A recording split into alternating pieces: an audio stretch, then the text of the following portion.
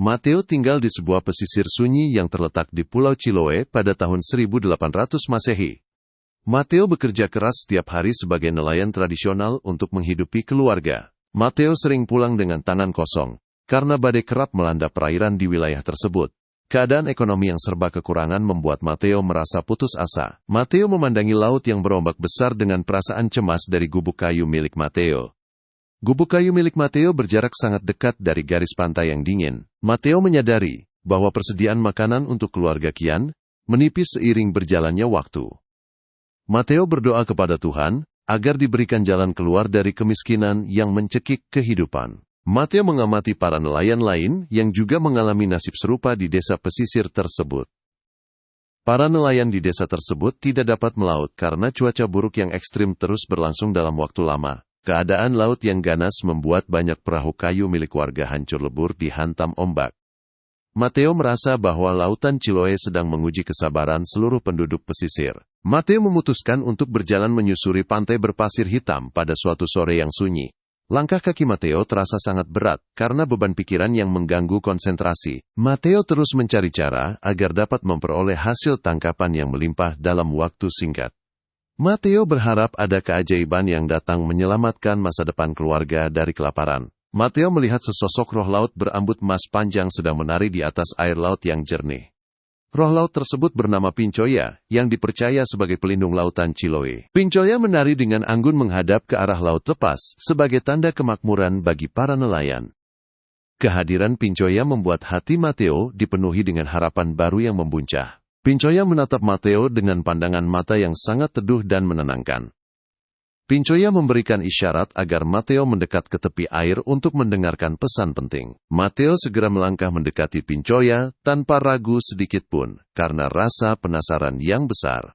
Pincoya membisikkan petunjuk tentang keberadaan berkah laut yang melimpah di balik kabut tebal. Mateo mengikuti petunjuk tersebut dengan segera menebar jaring rajutan ke dalam air laut yang tenang. Jaring Mateo langsung terasa sangat berat ketika ditarik kembali ke atas permukaan pasir. Mateo terkejut melihat ikan yang melimpah ruah terjebak di dalam jaring tersebut. Keberhasilan Mateo membawa pulang banyak ikan membuat seluruh anggota keluarga merasa sangat gembira. Keluarga Mateo akhirnya dapat menikmati makanan yang lezat setelah sekian lama menahan lapar. Keberuntungan Mateo menyebar dengan sangat cepat di kalangan warga desa pesisir Chiloé. Warga desa menganggap Mateo sebagai nelayan yang diberkati oleh kekuatan suci penguasa lautan. Mateo merasa bersyukur atas kebaikan roh laut yang telah menolong kehidupan ekonomi keluarga. Mateo kembali melaut pada suatu malam yang sangat dingin dan berkabut tebal.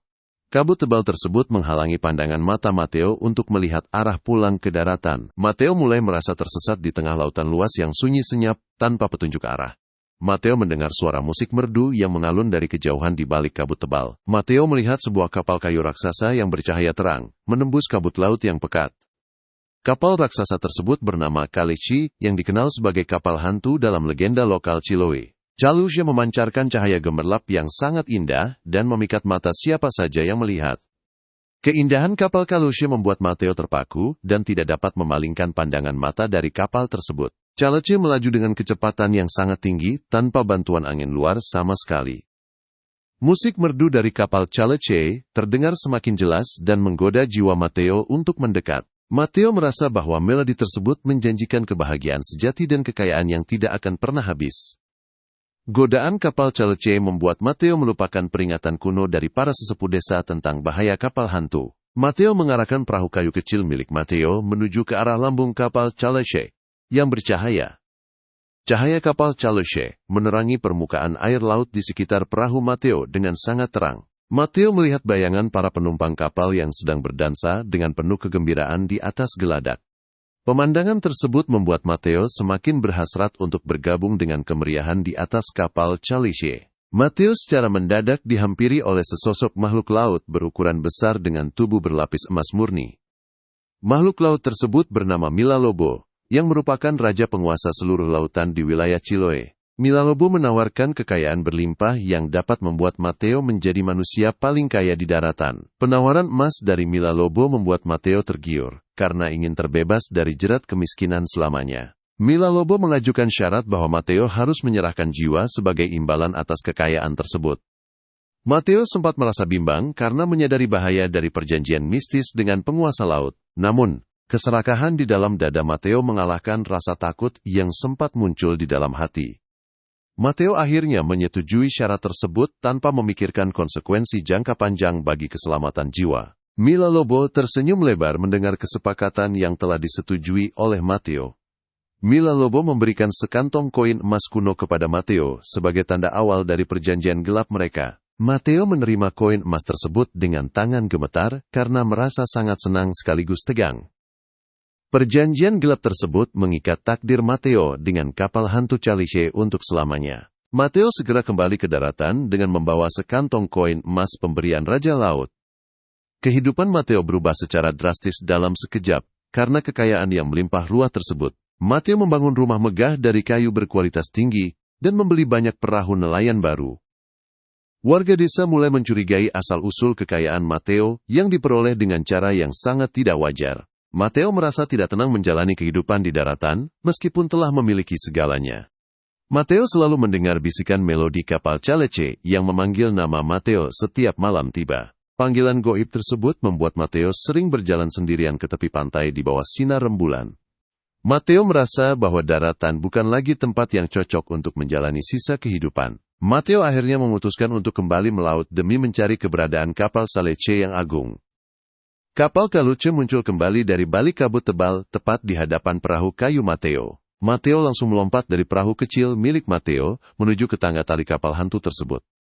Tangga tali kapal menyambut kedatangan Mateo dengan kehangatan mistis yang menjalar ke seluruh tubuh. Mateo melangkah naik ke atas geladak kapal Chalice yang dipenuhi dengan dekorasi mewah yang berkilau. Para penumpang kapal menyambut Mateo dengan sorakan gembira dan menyuguhkan makanan lezat. Para penumpang tersebut ternyata merupakan jiwa dari para nelayan yang tewas tenggelam di Laut Chiloé. Mateo merasa sangat bahagia karena dapat berdansa bersama para penghuni kapal hantu tanpa beban pikiran. Pesta di atas kapal Chalice berlangsung sangat meriah dengan musik yang terus mengalun tanpa henti. Mateo menikmati setiap detik perayaan mewah tersebut tanpa menyadari waktu yang terus berjalan cepat. Mateo merasa bahwa Mateo telah menemukan surga duniawi yang selama ini dicari di daratan. Mateo melupakan keluarga dan rumah megah yang ditinggalkan di pesisir Pulau Chiloé. Mateo mulai menyadari ada keanehan setelah berpesta dalam waktu yang dirasa sangat lama. Mateo melihat bahwa para penumpang kapal Chalice tidak pernah tidur atau beristirahat sama sekali. Wajah para penumpang tersebut tampak sangat pucat bagaikan mayat hidup yang dikendalikan oleh sihir hitam. Mateo mulai merasakan ketakutan yang luar biasa menjalar di dalam dada yang sesak. Mateo mencoba untuk berjalan menuju ke tepi geladak kapal dengan maksud untuk melarikan diri.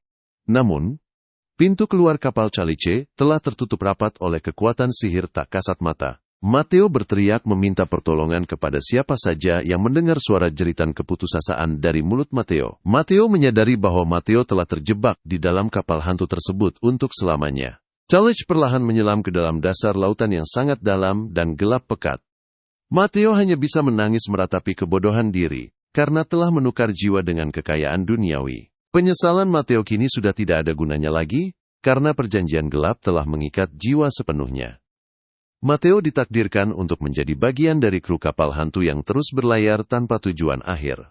Mitos tentang kapal hantu Chalice terus diwariskan secara lisan sepanjang generasi oleh penduduk Pulau Chiloé. Kisah tragis Mateo menjadi pengingat bagi para nelayan agar tidak mudah tergiur oleh kekayaan instan. Lautan luas menyimpan banyak misteri dan bahaya yang tidak boleh diremehkan oleh manusia biasa. Mateo kini abadi bersama melodi mistis kapal Chalice yang sesekali masih terdengar di balik kabut malam.